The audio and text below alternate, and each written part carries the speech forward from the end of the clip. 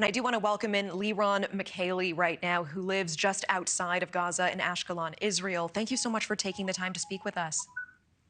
Hello, Natasha. How are you? I know that this period of time must just be pure survival and that you evacuated the area with your wife and your 3 children. Can you tell us what that experience was like fleeing your home? I would never believe that I would have to run away from my home. But the most the most reasonable thing was to make sure that my kids were safe because the numbers of missiles firing at us a day, I mean, nearly 500 missiles a day. I mean, the chance that one of them might strike my building, well, might strike my house.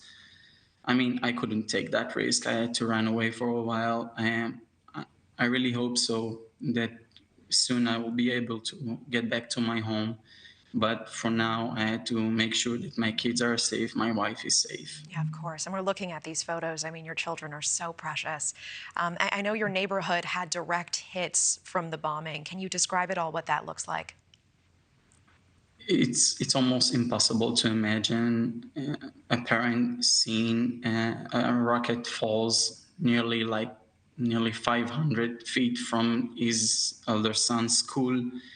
I mean, what would have happened if it was during his session, his class, and what would have happened if the missile will be a little bit closer? How many people would have died if it wasn't on a Saturday morning, our holiday, if it wasn't on our Sukkot holiday? How many people would have died, would have killed if they were at work, at school? I mean, this is something that the mind cannot seize. How are your children and others handling the trauma of moving into shelters and running from the violence? What are you telling your children about all of this? Well, of course, we're trying to make it a little bit easier for them. I mean, as soon as we get to the bomb shelter, we use phones, games, but it doesn't matter when my kids hear a sound nearly close to an alarm. They immediately run, they immediately get scared, they immediately start crying. And you as a parent have the obligation to make sure they will be fine. You cannot underestimate the chances that we might get hit. So you have the pressure on you, but you don't want the pressure to go on them. But surely they feel it, surely they see it.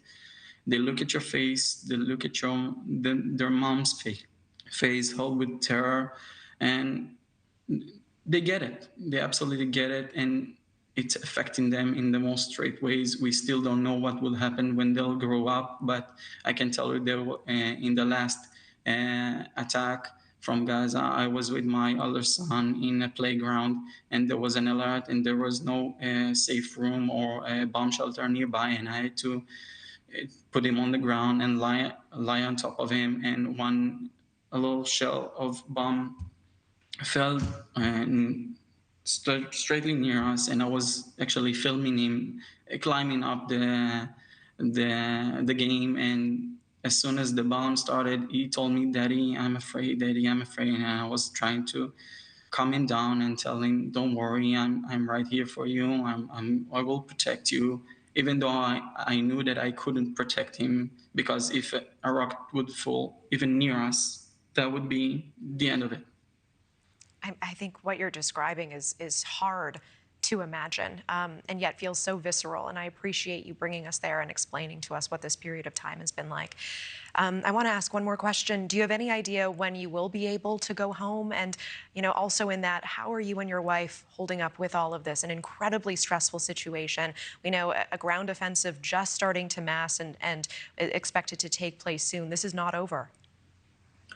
Well, I sadly say that we are used to the fact that they are firing at us in so many missiles, but the numbers that we are looking at right now, over 500 missiles per day, it's not something that I can take the chance and get back home. But I'm sure that if the situation will get a little bit less dangerous, a few missiles, a little bit more safe, maybe I'll think about getting back to Ashkelon. Right now, as you see on the videos, it's impossible to know if it will be next to you, if it will fall onto your building. Right now, I cannot see myself going back. Thank you for watching. Go to newsnationnow.com to find News Nation on your television provider. And don't forget to click the red subscribe button below to get more of News Nation's fact-driven, unbiased coverage.